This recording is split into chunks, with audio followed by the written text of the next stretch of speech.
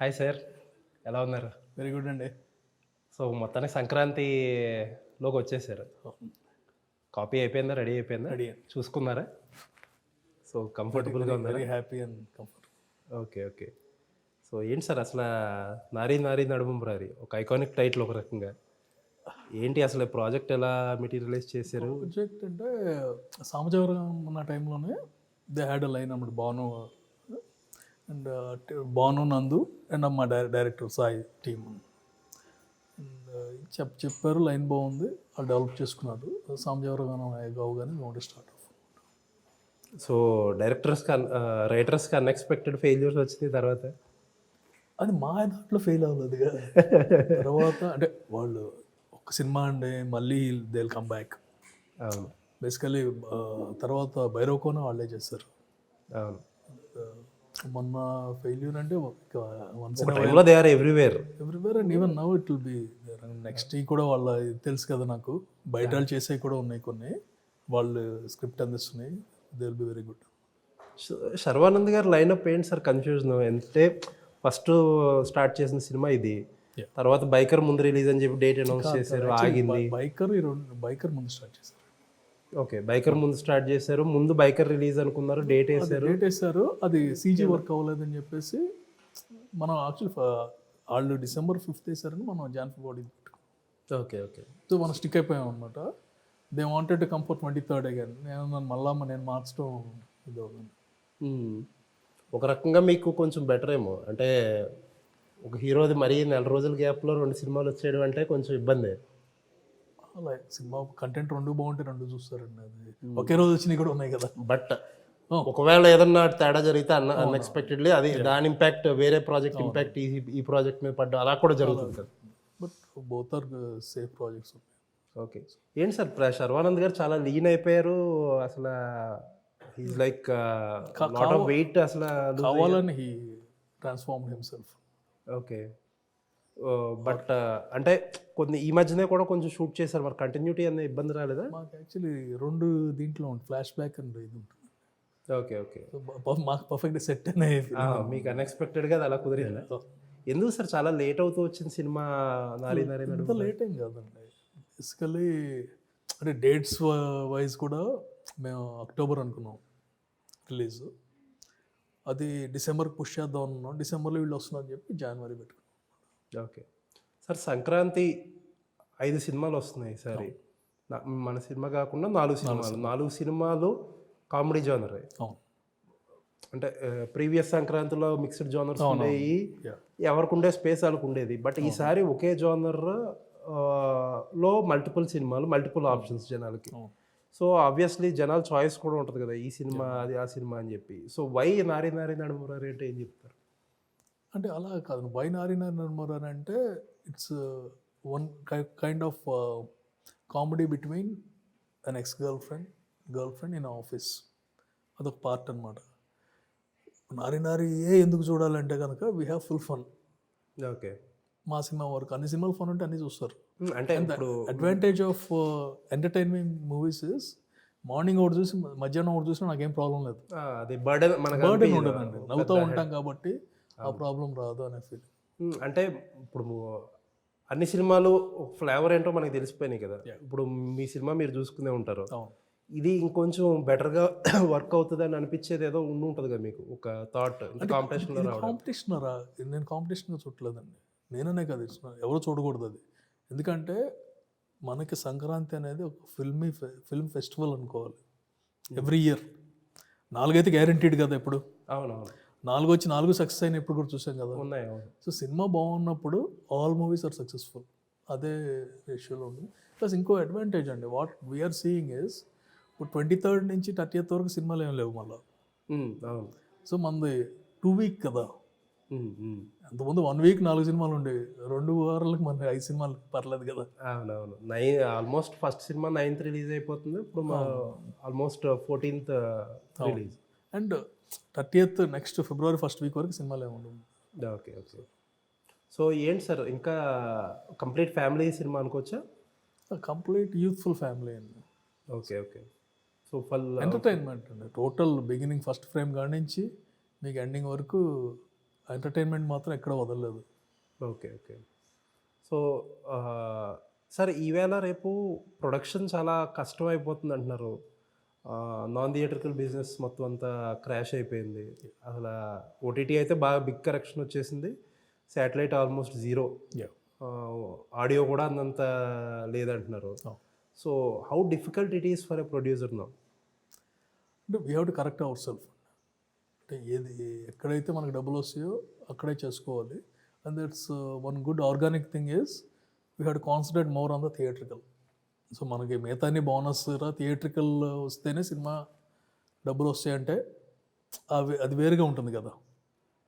ఇప్పుడు ఓటీటీ అంటే ఉన్న డబ్బులు వచ్చేస్తాయి, సినిమా చూసినా చూడపోయినా సరే వ్యూవర్స్ సంబంధం లేదు. మోస్ట్లీ కాంబినేషన్ వాటి మీద. ఇది అలా కాదు కదా, థియేట్రికల్లో డబ్బులు రావాలంటే సినిమాలో కంటెంట్ బాగుండాలి. సో అందరూ ఒళ్ళు దగ్గర ఒక రకంగా మంచిదే.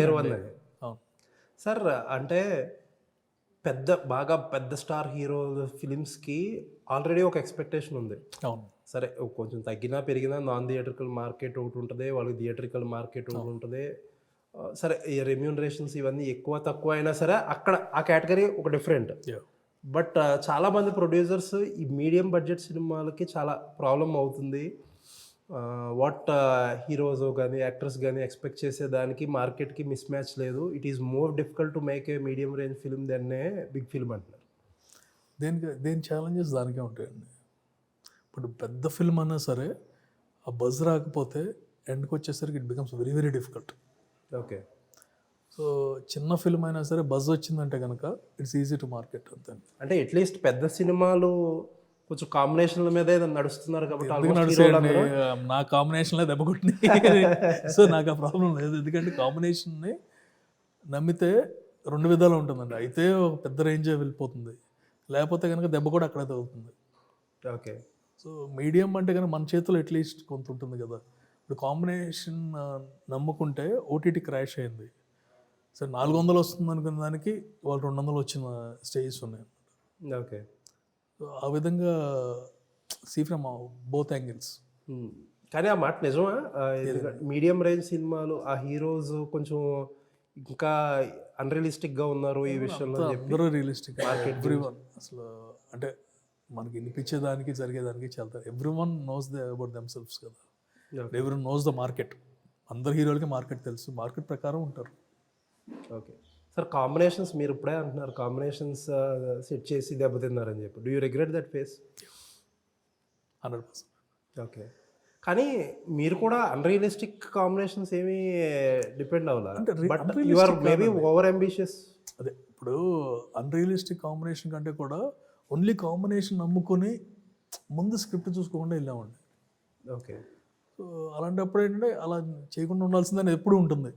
Sir let me be very specific. అసలు నిజంగా ప్రొడ్యూసర్కి స్క్రిప్ట్ చూసుకునే అంత ఇది ఇప్పుడు ఉందా మన ప్రొడ్యూసర్స్లో?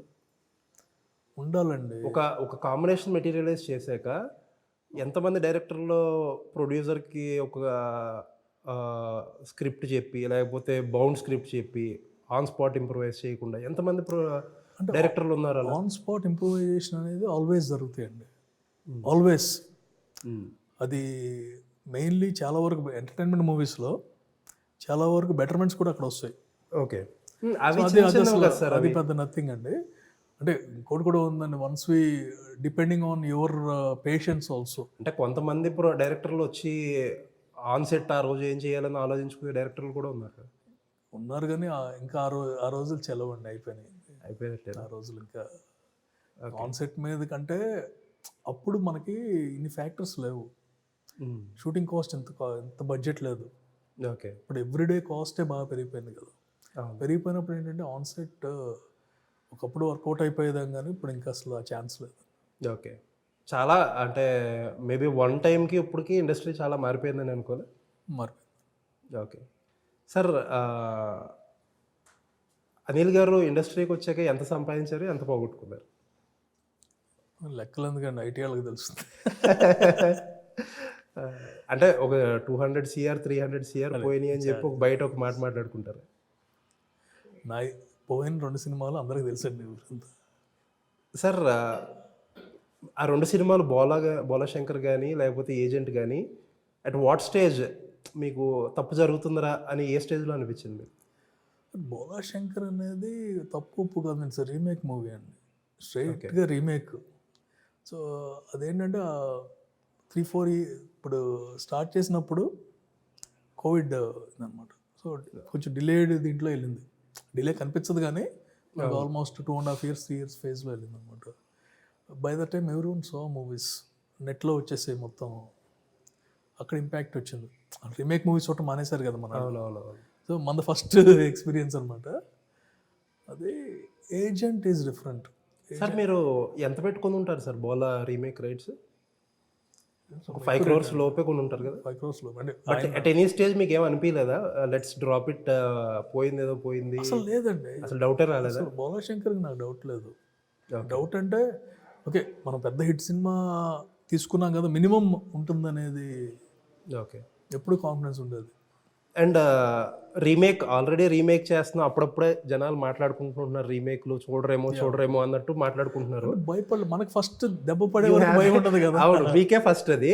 మీకు డౌట్ ఉండింది మైండ్లో అసలు అప్పుడు లేదండి. అప్పుడు ప్రాబ్లమ్ కాంపౌండ్ చేయలేదు మీరు?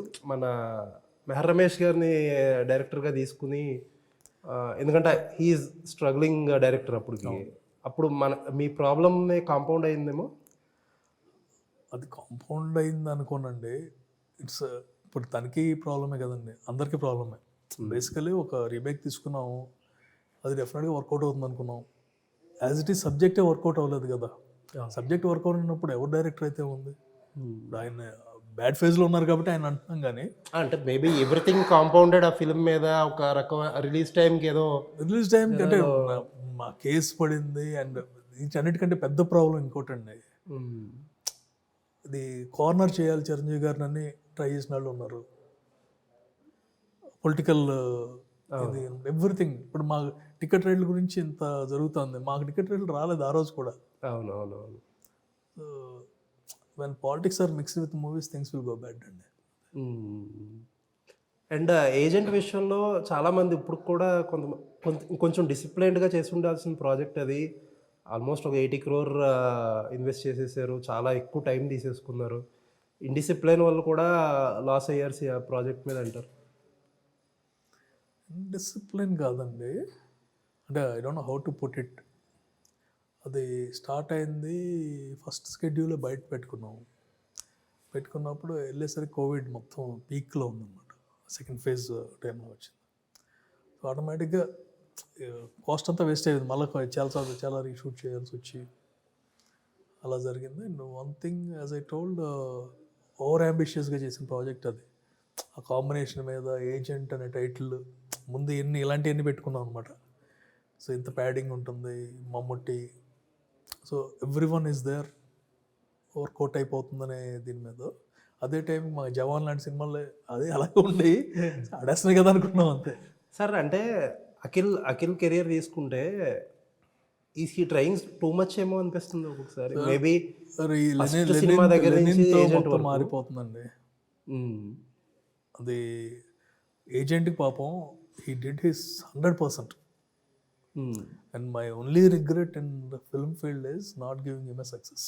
ఓకే, అంటే హీజ్ ఏ యంగ్ చాప్, ఇప్పుడు he has everything in him to become a success కదా. కానీ చాలా ఎక్కువ ట్రై చేస్తున్నారేమో. ఫస్ట్ సినిమా దగ్గర నుంచి ఇప్పుడు దాకా మీరు ఇప్పుడే అన్నారు ఎక్కువ ఏజెంట్ అనేది పెద్ద టైటిల్ పెట్టేసి. అది కాదు, మేబీ హీ కెన్. అలా కాదు, అదే మంచి సార్. అదే గూఢచారి నేను ఏజెంట్ లాగా తీసుకుంటే సూపర్ హిట్ అయ్యేదండి. మీరు ఒక్కోసారి ఆ యాంగిల్లో చూడండి. గూఢచారి మూవీ అలాంటి సబ్జెక్టు, అలాంటి ట్విస్ట్ ఉన్న సబ్జెక్టు ఏజెంట్ అనే దానిగా తీసి అఖిల్ ఉంటే ఎలా ఉండేది? వర్కౌట్ అయ్యేదా? అవును, అంతే కదండి. అలా అనుకున్నాం మేము. నేనేమనుకున్నాను, ఏజెంట్ గూఢచారికి ఇలాంటి స్పై ఇంకోటి ఇంకా పెద్ద రేంజ్లో తీస్తున్నాము, we have big director and ఆ కాంబినేషన్ అదిరిపోతుందని. somehow the basic subject did not work. అది ఏ స్టేజ్లో రియలైజ్ అయ్యారు sir this is not working? In the beginning కొంచెం కొడతా ఉంది. అండ్ బిఫోర్ రిలీజ్ ఇంకోటండి, ఎంత తెలిసినా మనం చంపుకుంటాం. లేదులే మనకు అలా అనిపిస్తుంది కానీ వాళ్ళు ఎవరికో బాగుంది వీళ్ళు ఎవరికో బాగుందని మనం సాటిస్ఫై చేసుకుంటాం. కానీ once you start that one ఇంకా అంటే థియేటర్లోకి వెళ్ళేంత వరకు ఒక చిన్న హోప్ ఉంటుంది, లక్ ఏదైనా ఫేవర్ చేస్తుందేమోనని. బట్ ఇన్ జనరల్ మనకు ముందే తెలుస్తుంది. Sir if you are given a chance బ్యాక్కి వెళ్ళి ఆపి అసలు let's sit and discuss what we are doing అనే ఇది ఉండొచ్చు అంటారా? ఏదండి ఇప్పుడు ఒక అవకాశం ఇస్తే క్లాక్ బ్యాక్ టర్న్ చేసేది.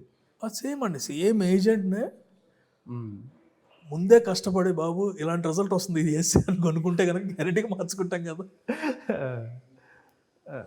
సో సార్ ఫ్రాంక్గా ప్రొడ్యూసర్కి సర్టెన్ థింగ్స్ కంట్రోల్లో ఉన్నాయా ఏజెంట్ విషయంలో? ఏజెంట్ విషయంలో కంట్రోల్ లేదు, అలానే ఏం లేదండి. Surendra even now he's close, will talk to. ఇప్పుడు ఒక ఫ్లాప్ వచ్చినప్పుడు డిప్లొమాటిక్గా ఉండడానికి ట్రై చేస్తున్నారా? నేను డిప్లొమాటిక్గా అంత అవసరం లేదండి నాకెందుకండి. అంటే అలా కాదు. ఇప్పుడు ఒక ఫ్లాప్ వచ్చిందని ఒక అతని మీద ద్వేషం పెంచుకోవాల్సిన అవసరం నాకు లేదు. ముందే తెలుస్తుందని చెబుతున్నాం కదా ముందే. బట్ సార్ ఎందుకో ఇప్పుడు మీలాంటి ప్రొడ్యూసర్లు చాలామంది కలెక్టివ్ రెస్పాన్సిబిలిటీ అంటారు. బట్ అసలు కలెక్టివ్ రెస్పాన్సిబిలిటీ ప్రొడ్యూసర్ ఇప్పుడు at the end of the day director and hero stir చేస్తున్నారు సినిమాని. ప్రొడ్యూసర్ అనేది చాలా నామినల్ రోల్ అయిపోయి కలెక్టివ్ రెస్పాన్సిబిలిటీ ఎలా అంటారు? Of course failure is on your name. కాదు కలెక్టివ్ రెస్పాన్సిబిలిటీ ఉంటుందండి. ప్రొడ్యూసర్ విల్ హ్యావ్, అంటే ఒకళ్ళకి 1% ఉంటుంది, ఇంకొకళ్ళకి ఏమో 20% 30% వరకు ఉంటుంది. Producer will have his own say. ఇప్పుడు నాకు నచ్చలేదని 10 పాయింట్లు అన్నాడు, అందరూ 2-3 పాయింట్లు అన్నా ఎవరో విల్ కాంప్రమైజ్, కూర్చుంటారు టేబుల్ మీద. నాకు సంబంధం లేదు, నా మాట వినలేదు అనేది there may be 1 or 2 cases where director believe the extreme other side, okay, and producer believe the extreme other side. అలాంటప్పుడు ఏంటంటే ఏదో గివ్ అండ్ టేక్ నేచర్లో వెళ్తుంది. బట్ ఇప్పుడు ఏజెంట్ ఉందన్నారు, చూసుకున్నాం మేము. చూసుకున్నప్పుడు ఏంటంటే ఓకే ఇది చేసే బాగుంటుంది, బట్ అప్పటికే డ్యామేజ్ జరిగిపోయింది అనేది మనకు తెలుస్తూ ఉంటుంది. As a maker he may not know. Okay, work out అయిపోతుందో నాది పాద్యలో వర్కౌట్ అయింది కదా, ఎవరికాళ్ళు సమాధానం పరుచుకుంటారు. ఓకే. సో అలాంటి డిసగ్రిమెంట్స్ ఏమైనా ఉన్నాయి 2 సినిమాలకి ఆ టైంలో మీరు బోలశంకర్ రీమేక్ కాబట్టి అసలు అదేం లేదండి. ఓకే. అండ్ దీనికి మాత్రం ఫస్ట్ నుంచి కూడా ఏంటంటే స్టోరీ సరిగ్గా సెట్ అవ్వలేదు. ఓకే, ఫస్ట్ నుంచి వీ హ్యాడ్ కామన్ డౌట్స్ అనమాట. అలానే వెళ్ళింది. బట్ అది ఎవరు తప్పు అంటానికి కూడా ఛాన్స్ లేదు. మా చేతిలో కూడా ఉంది, టైం ఉంది కదా. ఒక వరుసగా 2 నెలలు తీసి ఇచ్చింది లేదు. ఇన్ఫ్యాక్ట్ నేను అదే అంటున్నా. ఇన్ఫ్యాక్ట్ అఖిల్ లాంటికి మేబీ హీస్ ఓవర్ అంబిషియస్కి ఎక్కువ ట్రై చేస్తున్నాడు. మేబీ సంథింగ్ ఇలాంటి సింపుల్ ఫిలిమ్స్ కూడా ఇట్ విల్ వర్క్ కదా. అలా కాదండి, ఏజెంట్ ఇట్స్ పర్ఫెక్ట్ అండి ఫర్ అఖిల్. అంటే 2 విధాలు చూసుకోవాలి. 80 కోట్లు ఖర్చు పెట్టామని చూశారు, అందులో 60 రికవర్ చేయగలిగాం. Okay, which is a big thing కదా. Akhil became a 60 crore hero. అక్కడ సినిమా హిట్ అయి ఉంటే ఇట్స్ కంప్లీట్లీ డిఫరెంట్. అవునవును. స్టార్ మెటీరియల్ అనేది సూపర్, మీరు ఎందాక చెప్పారు. సో స్టార్ మెటీరియల్గా ఏంటంటే సినిమా హిట్ అయితే నెక్స్ట్ స్టేజ్లో ఉంటుంది. సో అక్కడే మేము ఓవర్ అంబిషియస్ అయిపోయాం. నాకు పెద్ద స్టార్ లేదు, నెక్స్ట్ స్టేజ్కి తీసుకెళ్ళిపోవాలని. నాన్ థియేటర్కల్ అవి కూడా చాలా కంఫర్టబుల్గా క్లోజ్ చేశారు. తర్వాత ఏదో ఇష్యూ జరిగింది, మనకేం అవ్వలేదండి. మీకేం వాళ్ళు రిలీజ్ చేస్తారు కదా. Okay, okay. So everything we got career best rates for Akhil. Okay. So 70-80 crores పోయి ఉంటాయి 2 సినిమాల మీద. అంత లేదులేండి ఏదో. సార్ ఒక ఇంట్రెస్టింగ్ అబ్జర్వేషన్, అనిల్ గారు ఈ 2 సినిమాల తర్వాత కొంతమంది ఏంటంటే అనిల్ గారు పని అయిపోయిందని అంటారు. కొంతమంది ఏమో అసలు Anil garu what he is losing in films is nothing, ఆయన చాలా పెద్ద బిజినెస్లు ఉన్నాయి అంటారు. అసలు ఏది కరెక్ట్ ఇందులో? 2 కరెక్ట్ కాదండి. 2 కరెక్ట్ కాదు. ఎందుకంటే ఇప్పుడు what you are telling, what I lost in movies is substantial and it's hard earned money. అవును, నేను ఇది లాటరీ కొట్టి సంపాదించిన డబ్బులు కాదు. కష్టపడిన డబ్బు పోయినప్పుడు బాధ అనిపిస్తుంది. బట్ అది బిజినెస్, నాకు ఇది ఒక బిజినెస్. బట్ ఇలాంటి 2-3 దెబ్బలు తగిలినాయి, ఈ ఒక్క బిజినెస్ కాదు. ఓకే. సో దెబ్బలు తగిలిన వేరే చోట వీఆర్ ఇన్వెస్టింగ్ మనీ అండ్ అది ఇది అవ్వట్లేదు, ఎగ్జిట్ అవ్వలేకపోతున్నాం. ఓకే. సో మనకేంటంటే అది కనిపిస్తుంది, మనకి ఎంత ఉంది కదరా ఆన్ పేపర్ ఏంటి, వీఆర్ సేఫ్ ఉంటుంది. ఓకే. లిక్విడిటీ వచ్చేసరికి క్యాష్ ఫ్లో ఇది అమ్మితేనే కదా, ఇది బయటకు వెళ్తేనే ఈ ప్రాజెక్ట్ చేస్తున్నాము, రోబోటిక్స్ ప్రాజెక్ట్ ఉందండి. ఓకే. లాస్ట్ 7 yearsగా we work day and night. My brother work put his entire ఫుడ్కి సంబంధించి ఏదో కదా అది. Food Okay. ఏంటి సార్ అది అసలు? అది కంప్లీట్ కిచెన్ ఆటోమేట్ చేసి ఆటోమేషన్. ఓకే. అండ్ ఫైనల్లీ ఏంటంటే మొన్న అంటే దేనికైతే టైం రావాలంటారు కదా, దసరాకి విజయవాడ ఉత్సవ్కి I was key member. Okay. ఆటోమేటిక్గా ఎగ్జిబిషన్ పెడుతున్నారని చెప్పేసి అప్పటికప్పుడు ఈ రోబోట్ తెప్పించి first time we install it there. Okay. టైంకి బాబు గారు వచ్చారు, చూసారు, he like it very much. Okay. అంటే ఏంటి సార్ ఆటోమేషన్? Food automation? ఇంకా మీకు షెఫ్ అండి. ఓకే. షెఫ్ అవసరం లేదు, మీరు రెసిపీ ఇచ్చేస్తారు. ఓకే. ఇప్పుడు మీకు ఆ రెసిపీ ఇవ్వగానే ఇట్లా బేస్డ్ ఆన్ దట్ వన్ ఎంత ఉప్పు వేయాలి, ఎంత కారం వేయాలి అన్నీ అదే వండేస్తుంది. ఓకే. సో కంప్లీట్గా ఇప్పుడు గవర్నమెంట్స్కి ఐడియల్లీ మిడ్ డే మీల్స్కి వీటికి మెయిల్స్ కానీ బాబు గారితో మాట్లాడినప్పుడు అంటే ద విజన్ ఆఫ్ బాబు గారు అండి, భలే చెప్పారు మీరు. మిడ్ డే మీల్స్ అనేది నా మైండ్లో లేదు, ఎక్కడ అమెరికాలో పెడదాం ఈ టైప్లో ఉంది. ఆయన సింపుల్గా దీనికి కొంచెం ఆయన చెప్పిన వర్డ్స్ అండి, IoT ఇవన్నీ యాడ్ చేస్తే మిడ్ డే మీల్స్కి క్వాలిటీ చెకింగ్ కూడా సరిపోతుంది అక్కడ. అంతే కదా, across all districts same quality food supply. ఏమైనా దీన్ని తగ్గించి తీసుకురండి, తగ్గించండి. మన పెద్దదండి యాక్చువల్లీ ఫర్ రెస్టారెంట్స్ కదా, మనకు స్కూల్స్కి కావాలంటే కనుక ఇంకా తక్కువలో రావాలి, ఏం చేయగలమో చూద్దాము. ఎంత సార్ ఆ ప్రాజెక్ట్ వాల్యుయేషన్ మామూలుగా ఐడియల్లీ ఒక రోబోట్కి ఎంత పే చేయాల్సి ఉంటుంది? రోబోట్కి 150K అండి. 150 అంటే ఇప్పుడు 1.5 crore అండి. ఓకే. సో ఎంత క్వాంటిటీ డెలివరీ చేయగలదు ఆ ఒక రోబో? అది ఒక షెఫ్ లాగా కంప్లీట్గా. ఓకే. ఇప్పుడు ఒక షెఫ్ 24 hours పని చేస్తా అంటే ఏం చేయగలడు అది చేస్తుంది. So ideally mid day meals కనుక మీరు ఇంటిగ్రేట్ చేయగలిగితే you have a super duper business model. ఇప్పుడంటే మా బిజినెస్ మోడల్ ఎప్పుడు ప్రాబ్లం లేదండి, బయటికి తీసుకెళ్ళాలి అండ్ ఇట్స్ టేకింగ్ టైం అనమాట. ఎవ్రీ మంత్ ఏంటంటే మా రికరింగ్ ఇది ఉంటుంది కదా, రికరింగ్ శాలరీస్ కానీ everything, not getting a penny inside, everything going అనమాట. అది వచ్చిన రోజు నేనే మర్చిపోతాను టోటల్. క్యాష్ బర్న్ చేస్తున్నారు ప్రస్తుతానికి. Okay sir, you are into liquor business కూడా కదా ఏపీలో, బట్ లాస్ట్ 5 years ప్రీవియస్ 5 yearsలో వెరీ కాంట్రవర్షియల్ బిజినెస్. ఇప్పుడు ఎలా ఉంది sir? You are still operating in? Operating అంటే మా కాంట్రవర్సీ ఏం లేదండి. Honestly our business is good and it's factories running full front. Last 5 yearsలోనూ ఏపీ అయితే ఏపీ అండ్ సంగారెడ్డిలో ఉంది, ఒరిస్సాలో ఉన్నాయి. Okay. AP is always in profits. Okay sir, మీ కెరీర్ చూసుకుంటే you started off with 4 hit films. ఆ తర్వాత you ran into failures. What went wrong? What went wrong అంటే కాన్ఫిడెన్స్ లెవెల్స్ పెరిగిపోయి ఉంటాయండి. ఆఫ్టర్ 4 hit films నా సొంత direction చేశాను. అవును. అండ్ అది ఇప్పుడు నాకు తెలిసింది ఏంటంటే ఆ రోజు 3D లేకపోతే it's safe and hit movie. నేను అవసరం 3D పెట్టుకున్నాను, 3D థియేటర్లు లేవనేది కూడా అంత బ్లైండ్గా వెళ్ళిపోయాను ఏంటి అనేది ఉంటుంది. ఇప్పుడు మొత్తం స్టేట్ అంతా 15 థియేటర్లు ఉంటే ఆ 15 థియేటర్ల కోసం నేను మొత్తం సినిమా తీయాల్సిన పని అంటే ఒక 2D వెర్షన్కి 3D వెర్షన్కి అప్పట్లో ఎంత డిఫరెన్స్ ఉండింది సార్? పీక్ అండి. 2D వర్షన్ ఎంత, అదే సినిమా 2D వర్షన్ 5 crores అయిపోయేది నాకు. ఎంత ఖర్చు పెట్టారు అప్పుడు? 16 పెట్టాను. 16 పెడితే 11 వచ్చింది. 2 languages అని పెట్టాం, తమిళ్ తెలుగు అని. ఓకే. సో తెలుగులో 11 వచ్చింది. నేను 5 పెట్టున్నా 11 కాదు 10 వచ్చేది గ్యారంటీ. హిట్ అయిపోయేది. ఇప్పుడు అనవసరంగా ఎక్కువ పెట్టాను, ఎక్కువ టైం తీసుకున్నాం. అవునవును. బట్ చాలా ఇంటెలిజెంట్ బిజినెస్ మ్యాన్ కదా, ఎలా మిస్ అయ్యారు అది? అంటే థియేటర్స్ లేవు అనేది. ఏదండి? థియేటర్స్ లేవు 3D అని. When you are thinking about me ఒక పర్సెప్షన్లో థింక్ చేస్తున్న అన్ని పాజిటివ్ కనిపించేస్తాయి. థియేటర్ లేకపోతే ఈ థియేటర్కి వచ్చి చూసి వెళ్తాం అనుకుంటా, అంటే అప్పటికి వచ్చేస్తాయి అనుకున్నామండి. అవతార్ వచ్చింది. అవతార్ వచ్చిన తర్వాత 3Dలు బాగా వచ్చేస్తాయి అనుకున్నాం, కానీ they did not get it. Okay. Okay. And ఆ టెక్నాలజీని తీసుకురావాలి అనే దాని మీద వి ఫోకస్డ్ కంప్లీట్లీ అనమాట. ఏదో విధంగా చేద్దాం. సార్, మీరు 14 Reelsతో ఇనీషియల్గా టైప్ అయ్యి సినిమాలు చేశారు. They are friends and your partners also. And what went wrong for Akhanda 2? Bad luck అండి. అందుకంటే అంటే వాడు ఎప్పుడో నుంచి పెట్టుకుంటూ వచ్చేవాడు, ఈసారి సక్సెస్ అయ్యేది. అవర్ గైస్ ఆర్ అంటే జెన్యున్ పీపుల్. అంటే వాళ్ళు పాపం చేసింది ఏం తప్పేం లేదు.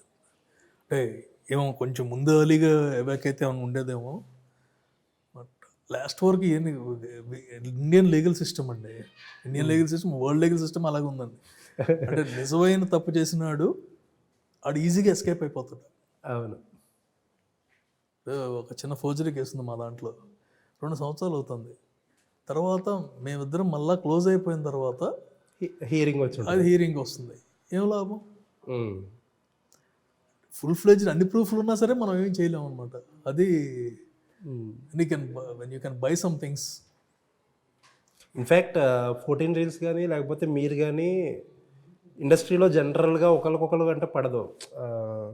ఒకళ్ళు ఎవరన్నా ఫాల్ ఉంటే బాగా అయిందిరా అని చెప్పి ఆనందపడేవాళ్ళే. మా లక్ అండి. బట్ మిమ్మల్ని మాత్రం మీ ముగ్గురిని మాత్రం పీపుల్ ఆల్వేస్ పాపం అనిల్ గారికి హిట్ రావాలి, అవును. పాపం వాళ్ళకి రావాలి అని చెప్పి ఒక గుడ్ విల్ అయితే సంపాదించుకున్నారు. 100%.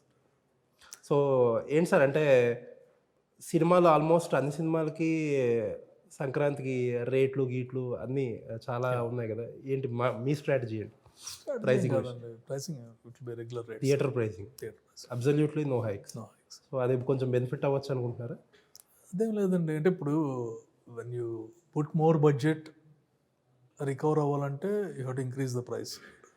మా రెగ్యులర్ బడ్జెట్లో తీసాం కదా సార్. అప్పుడు యూ మేడ్ వన్ నేను ఒక్కడిని ఆ టైంకి, that is a big budget film. ఇప్పుడు మహేష్ మార్కెట్కి అప్పుడు కనుక రేట్లు ఉండుంటే సేఫ్ అయిపోయేవాడు. బట్ అది అది ఇప్పుడు కరెక్ట్ థింకింగ్ అది. అంటే బ్యాక్ దెన్ రేట్లు తేవాలి, రేట్లు పెట్టుకోవాలి అనే థాటే మీకు రాలేదు. రాలేదండి. ఇప్పుడు ఫర్ ఎవ్రీ ఫిలిం రేట్స్ అనేవి, చిన్న సినిమాలు కానీ పెద్ద సినిమాలు కానీ రేట్స్ అనేవి. అసలు మీ అనాలిసిస్ ఏంటి? Is this the right thinking అసలు? సప్లై అండ్ డిమాండ్ అండి. బేసికలీ డిమాండ్ సప్లై తక్కువ ఉందనుకోండి, రైస్ పెరిగిపోతుంది, బంగాళదుంపలు పెరిగిపోతాయి, అన్నీ పెరిగిపోతాయి కదా. అది ఎవరన్నా ఆలోచిస్తారా? ఉల్లిపాయ రేటు ఓ రోజు ఉంటుంది, రేట్ సేమ్ ఉంటుందా సీజన్ అంతా? ఉండదు కదా. అవును. మరి దానికి ఎందుకు ఎవరు క్వశ్చన్ చేయట్లేదు? సినిమా టికెట్లు ఎందుకు క్వశ్చన్ చేస్తున్నారు? పోనీ ఫుల్ సప్లై ఉన్నప్పుడు, అంటే ఉల్లిపాయ ఎసెన్షియల్, ఇది నాన్ ఎసెన్షియల్ కదా. అది కాదండి, ఫుల్ సప్లై ఉన్నప్పుడు ఎక్కువ రేటు పెట్టి ఉల్లిపాయ కొంటారు? కొంటారు కదా. ఆటోమేటిక్గా తగ్గించేస్తారు కదా. ఇక్కడైనా అంతేనండి. ఓకే. నీకు కాన్ఫిడెన్స్ ఉన్నప్పుడు, వస్తారు అన్నప్పుడు they will increase the price. Okay. So ఏంటి సార్ ఫైనల్గా నారీ నారీ Nadumurari important project for you. ఫైనాన్షియల్గా కంటే కూడా ఒక మొరల్ బూస్టర్ కింద దిస్ ఈజ్ వెరీ ఇంపార్టెంట్. ఏంటి ఏం రన్ అవుతుంది మైండ్లో? ఏం లేదండి, హిట్ అవ్వాలి అని కోరుకుంటాం అంతే. కానీ ఇట్స్ డీసెంట్ మూవీ అండి. అంత ప్రెషర్ లేదు నాకు దీని మీద. ఎందుకంటే it's not something which we cannot judge or anything. అలా వెళ్ళిపోతూ ఉంటుంది. బయటకి వచ్చేసరికి ఓకే, నవ్వుకుని ఒక ప్రశాంతంగా ఉంది. Nothing out of the box ఏదో చేసి ఇది కనెక్ట్ అవుతుందా లేదా ఇలాంటి భయాలు ఏం లేవు. Okay sir. ఇంకొకటి బిట్ కొంచెం ఇబ్బంది పెట్టవచ్చు మిమ్మల్ని. ఇప్పటికే చాలామంది డౌట్ పడుతున్నారు సినిమా గురించి. లాస్ట్ మినిట్లో సర్ప్రైజ్ రావచ్చేమో, సినిమా ప్రీవియస్ ఆబ్లిగేషన్స్ ఇవన్నీ ఉన్నాయి కదా. So what exactly? తర్వాత మజాకా రిలీజ్ అయింది కదా వీటన్నిటి తర్వాత. No problem. కాదండి, మజాకా రిలీజ్ అయ్యి 1 year అవుతుంది ఆల్మోస్ట్. ఓకే. అందు బోలా శంకర్ను ఏజెంట్ రిలీజ్ అయ్యి 2 years అయింది. లాస్ట్ మా దగ్గర నుంచి వచ్చింది మజాకా అని ఇటుకి వెళ్ళిపోయింది కదా. అవును. అండ్ అసలు ఆ క్వశ్చనే లేదండి. ఓకే. అసలు అలాంటి సర్ప్రైజ్లు అనేది ఇప్పుడు అఖండాకి సర్ప్రైజ్ అంటే అది సర్ప్రైజ్ కాదు, వాడు టైమింగ్ చూసుకుని పెట్టాడు, అది కూడా సాల్వ్ అయిపోయింది ఇప్పుడే.